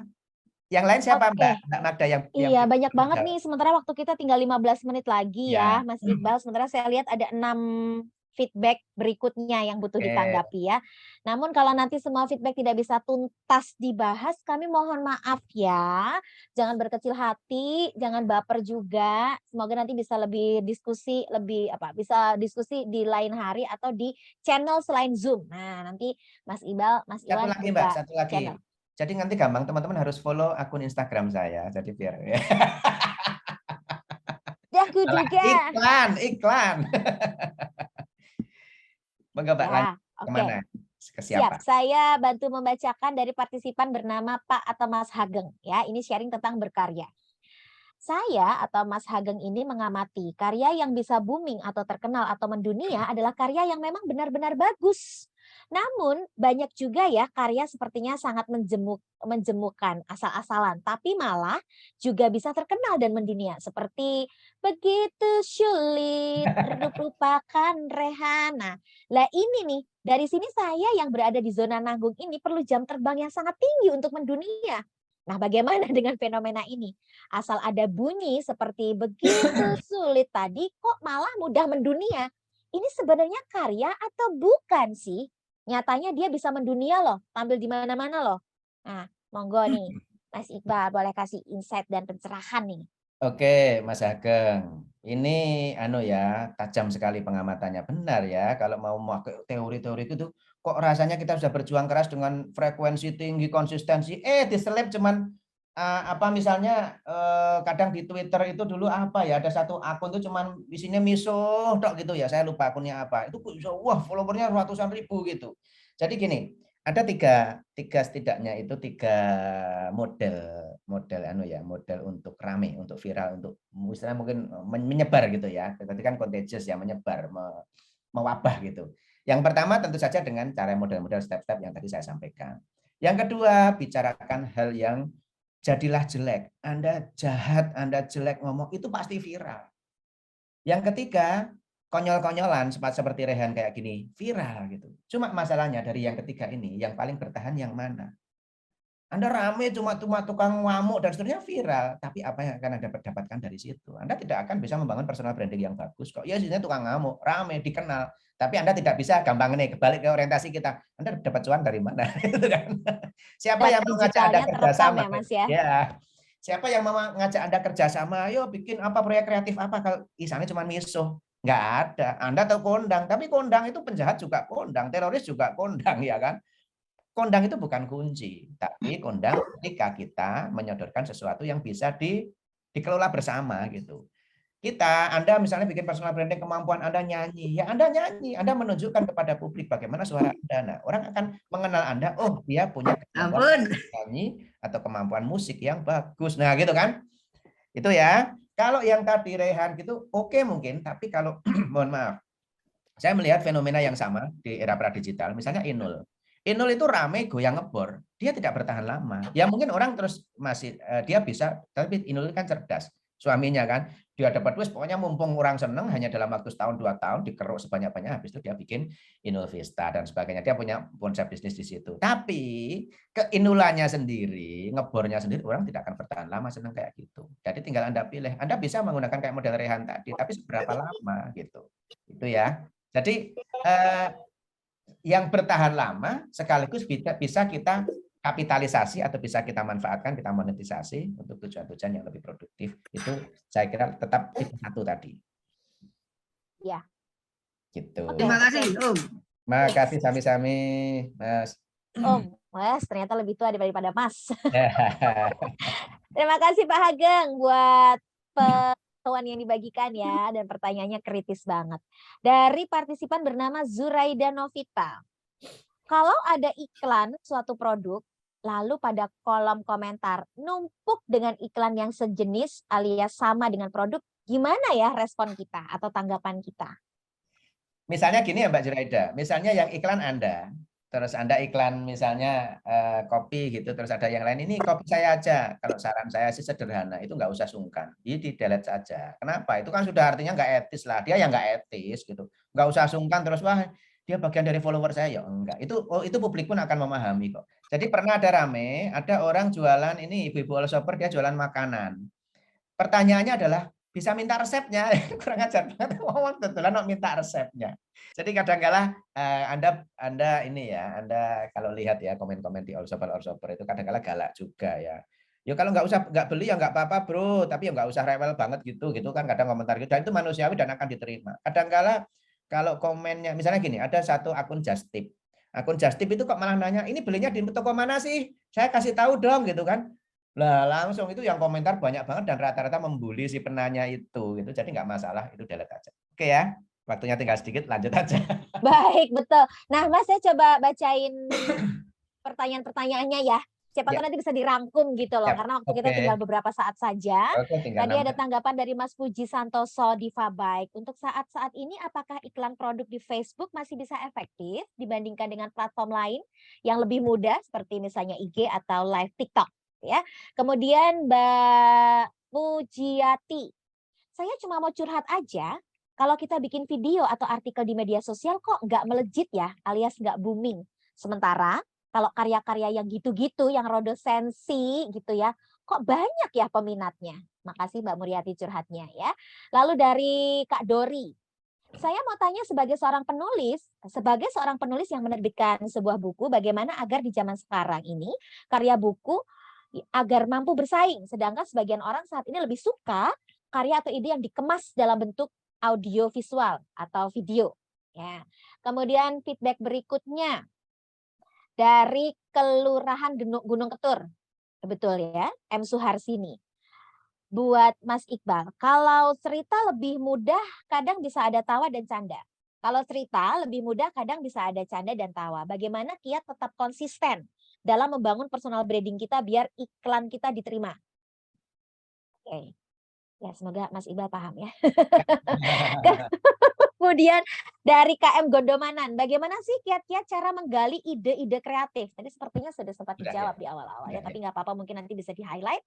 Dan sisa lainnya adalah isinya apresiasi, pujian buat Mas Iqbal. Wow, thank you ya buat semangat dan apresiasinya. Monggo Mas Iqbal, nanti kemudian saya beri waktu ke Mas Iwan ya, untuk juga kasih feedback dong, jangan diam aja. Nanti aku transfer 20%-nya loh. Monggo, Mas Iqbal. Baik, oke saya lanjut, saya rangkum saja. Tadi ada pertanyaan apakah di FB dan seterusnya masih efektif. Sebenarnya semua punya ruang efektivitasnya masing-masing karena beda segmen ya. Jadi kalau usia pengguna FB juga masih banyak. IG, TikTok tetap juga efektif. Jadi semua efektif. Saya tidak hendak mengatakan bahwa karena mentang-mentang saya anak FB terus Hanya FB enggak, sekarang FB sudah disalip Instagram. TikTok sebenarnya masih kalah ya, tapi pengguna kalangan milenial sekarang ya ke TikTok. Jadi TikTok juga ramai banget. Orang jualan buku di TikTok aja ada satu akun teman saya namanya Warung Sastra, Anda cek, follower ratusan ribu dan dalam sehari bisa rata-rata menjual 100 eksemplar buku lewat TikTok. Di Facebook itu keuntungannya apa? Kita bisa bikin link WA secara langsung. Jadi klik link dan seterusnya. Jadi masing-masing ada segmennya, masing-masing ada model efektivitasnya. Kalau mau serius beneran, Anda harus mengelola semua medsos. Sudah gitu ya. Lalu ini ya, agar buku bisa bersaing. Jadi sebenarnya gini, saya juga tidak mau denial untuk mengatakan bahwa buku itu sekarang seperkasa dulu, jelas tidak. Makanya saya pribadi pun lebih banyak menulis online daripada menulis buku. Persebarannya jauh lebih luas. Misalnya tadi tulisan saya bisa dibaca sampai 2,5 juta orang. Kalau buku ya cuma maksimal angka ribuan gitu. Cuma gini, kalau dulu itu saya kan juga pernah punya penerbit buku. Sebelum ke Australia saya itu publisher Mbak. Saya punya penerbit buku ya. Dulu itu kita bikin buku apapun, jelek-jelekan kayak apa aja, ditaruh di Gramedia. Orang lewat itu kadang-kadang nyamber. Akhirnya cuma untung-untungan tapi seringkali beruntung. Kalau sekarang orang lebih selektif. Kenapa? Dengan adanya medsos muncul apa yang namanya rekomendasi dari teman, dari yang viral, dari Google Goodreads gitu ya. Sehingga buku itu semakin mengerucut, orang akan semakin mendapatkan kemudahan untuk mendapatkan rekomendasi yang bagus, dan buku yang bagus semakin lebih laku daripada buku yang asal-asalan. Kalau dulu saya pernah bikin misalnya kumpulan SMS lucu zaman dulu, wah kayak gitu aja laku dulu itu. Sekarang nggak laku karena orang lebih suka buku-buku yang memang punya kualitas yang bagus gitu. Tapi ruang itu masih ada. Saya tidak mengatakan ruang itu sekarang sama kuatnya dengan medsos, enggak, medsos tetap yang paling berjaya.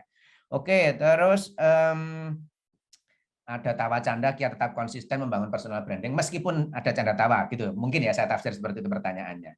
Saya kira nggak masalah Anda jualan sambil ketawa. Orang akan mendapatkan dua hal sekaligus ya, hiburan dan produk yang bagus gitu dari postingan Anda. Jadi tidak perlu berpikir bahwa ketika Anda membangun personal branding tentang diri Anda sendiri.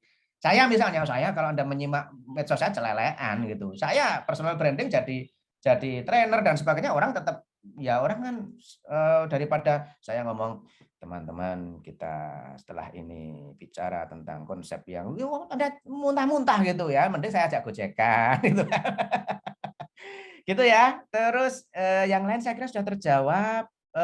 Kiat cara menggali ide sudah saya kira mudah-mudahan terjawab semua. Terima kasih atas pertanyaan dan responnya. Terima kasih juga buat pujian-pujiannya loh, Mas Iqbal Ya, baca langsung tuh di bagian. mudah-mudahan bukan formalitas, mudah-mudahan bermanfaat. Oh, itu segenap hati dong meluangkan waktu. Wah, lumayan ya. Oke, thank you. Mas Iwan. Kita menunggu Mas Iwan ini ya, menunggu fatwa. Iya. Nah, sambil ini permisi Mas Iwan, sambil Mas Iwan juga memberikan kesimpulan ya dan feedback akhir, saya minta tolong dong ke Mas Iqbal untuk bantu saya memilih tiga partisipan yang beruntung untuk mendapatkan giveaway. Boleh ya? Oke, monggo sambil milih di live chat, Mas Iwan bisa melanjutkan. Siap. Ini salah satu sesi paling gayeng saya ikutin nih, Mbak Magda, Mbak Dewi. Paling gayeng dan sebenarnya masih kurang ini. Kalau menurut saya sih, banyak yang masih belum disampaikan, terutama tentang jurus-jurus tadi itu loh. Mungkin perlu sesi tambahan ini, Mbak Dewi. Ngomong-ngomong, ngomong-ngomong sedikit, maaf saya potong mumpung ingat. Ini kan timnya dari Mbak Isma itu apa ya? Mbak Ismawati kayaknya tadi ada ya, Ismawati Retno. Saya nggak tahu timnya dari mana, di Pemkot juga itu. Di Dinas Kebudayaan kalau nggak salah. Dinas Mbak Isma. Iya. Itu juga besok saya mau menemani, insya Allah tanggal 12-13 November ya, ada 12-13 November ada workshop kepenulisan. Tapi nggak tahu itu terbatas atau tidak ya, tapi penyelenggaranya Pemkot, mudah-mudahan kalau nanti bisa masuk juga ke obrolan yang lebih detail. Monggo dilanjut Mas Iwan, maaf saya potong. Siap. Jadi nanti kalau nggak bisa tahun ini ya mungkin tahun depan ditambahkan ini Mbak Dewi. Mas Iqbal khusus untuk mendampingi teman-teman UKM kita yang di grup. Waduh, malah jadi lali aku menggaris bawahi yang mana. Oh ya, kalau dari yang menarik ada dua mungkin, biar nggak banyak-banyak, biar gampang diingat. Dua itu yang pertama konsistensi ya, konsistensi tetap mau nggak mau kudu kita tempuh itu jalan konsistensi itu harus kita laksanakan. Tapi yang kedua adalah yang perlu juga kita coba itu namanya eksperimen. Jadi tadi kan platform mana yang paling bagus? Semua bisa bagus, tapi kalau kita tidak mencoba untuk eksperimen, artinya tracing ya. Tracing itu gini. Tadi kita ada Instagram, Facebook, TikTok, dan segala macam media itu. Kalau semua kita coba dan kemudian hanya coba satu tapi nggak kita tracing dan tanpa konsistensi, artinya semua tidak jadi. Jadi eksperimen itu artinya nyoba dulu satu atau dua, kita fokuskan mana yang nyantol, kemudian kita coba lagi yang lain. Tapi konsistensinya itu dalam bentuk satu platform. Satu platform itu artinya agar bisa terlacak sebenarnya nyantol apa enggak. Kan ketahuan kalau dari sisi apa namanya kita pakai untuk jualan itu kan ada insight-nya ya Mas ya, berapa yang nanggapin ini, pola termasuk pola kontennya tadi itu.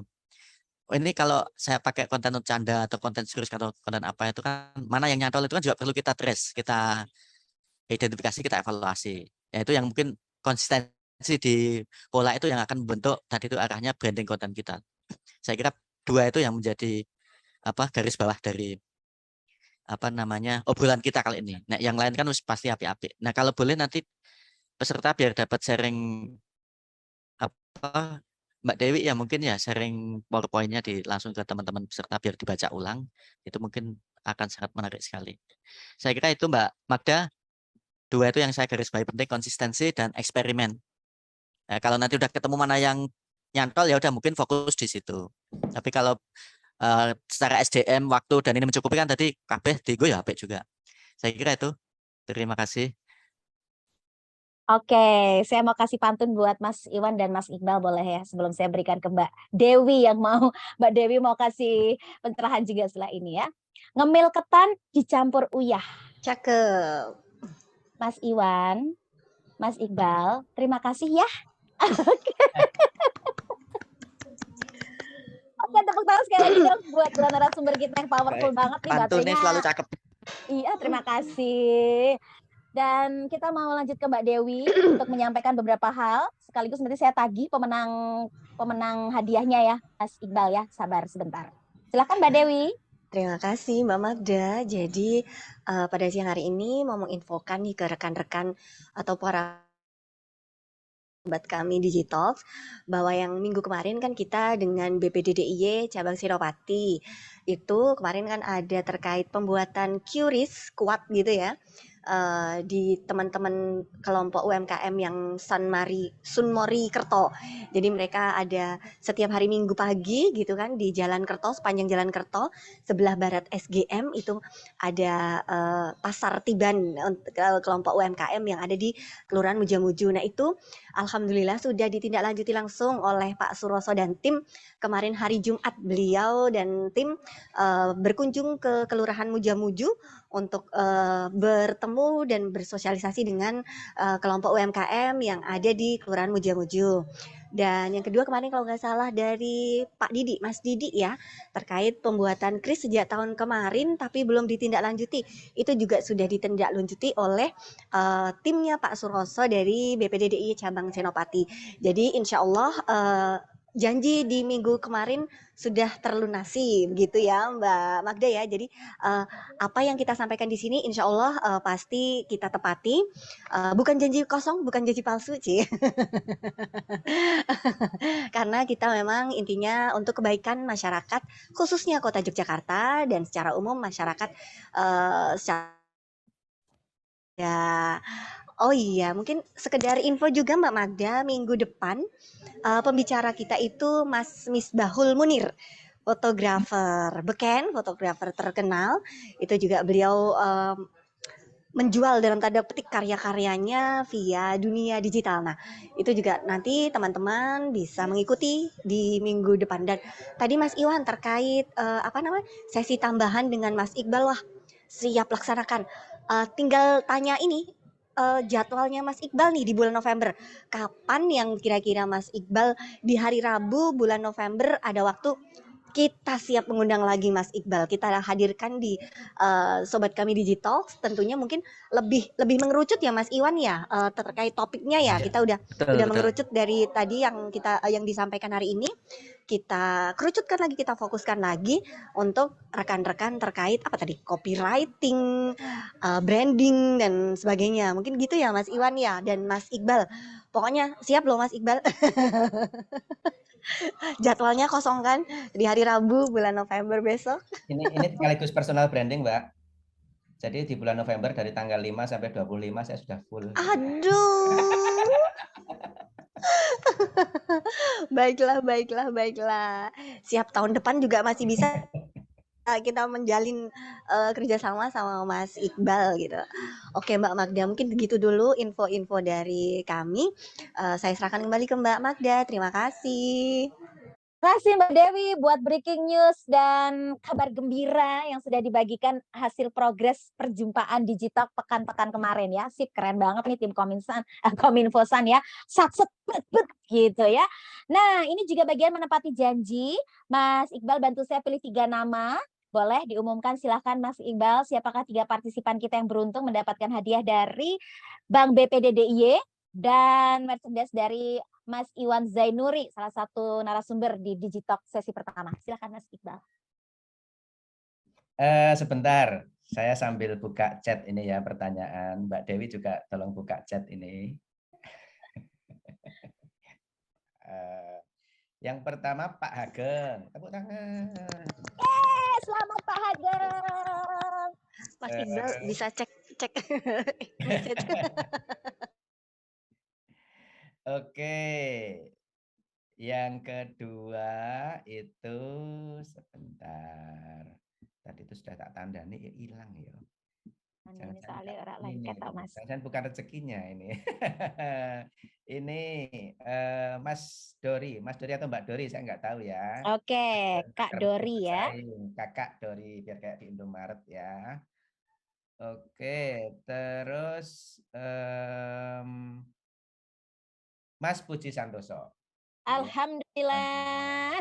Tapi ada tambahan sedikit ini titipan dari Mbak Dewi, itu bisa jadi 4 katanya. 4. Oke, syukurlah. Bonus ya. Pilih 1, kalau ini warnanya yang paling serius dan ngetiknya paling rapi. Karena kan ini narsumnya penulis, jadi ketikan paling rapi itu saya pertimbangkan ini. Oh, iya. Tentu saja adalah Mbak Ayu Nuryanawati. Alhamdulillah Mbak Ayu emang rezeki wanita soleh. Iya, rezeki wanita solehah.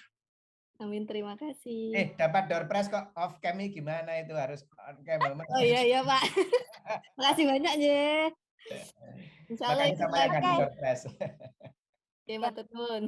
Mbak Ayu ya, menularkan semangat ini ke teman-teman yang lain. Terima kasih Mas Iqbal udah bantu saya untuk memilih 4 orang yang beruntung. Saya boleh ulangi ya nama-namanya. Yang pertama selamat untuk Mbak Ayu Nuryanawati, yang kedua selamat untuk Mas Hageng, yang ketiga selamat untuk Mas Puji Santoso, dan yang keempat selamat untuk Kak Dori. Ya, silahkan nanti yang domisilinya ada di Kota Jogja bisa langsung diambil hadiahnya di kantor Kominfosan, Jalan Kenari nomor 56 Yogyakarta.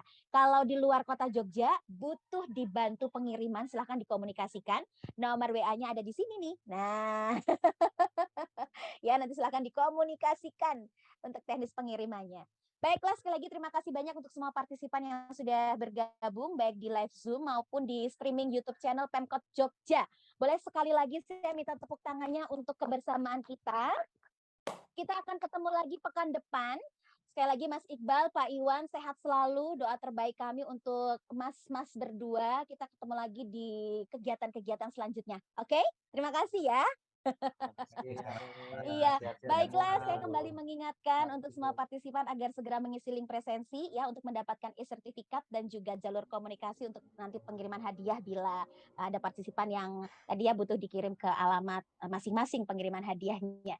Dan akhirnya dengan demikian berakhir sudah acara kita pada siang hingga sore hari ini. Saya senang banget, saya bersyukur banget bisa belajar bersama ya, belajar bersama dengan sahabat-sahabat semuanya, khususnya sobat kami, Sobat Keamanan Informasi. Kita ketemu lagi pekan depan ya. Wassalamualaikum warahmatullahi wabarakatuh. Salam sejahtera untuk kita semuanya. Mangan sego lawuh tempe garit kula Magda nyuwun pamit. Bye-bye. Pamit, sehat selalu semuanya. Terima kasih Mas Iqbal. Makasih Mas Iwan. Makasih Mbak Magda. Semuanya. Sampai jumpa minggu depan.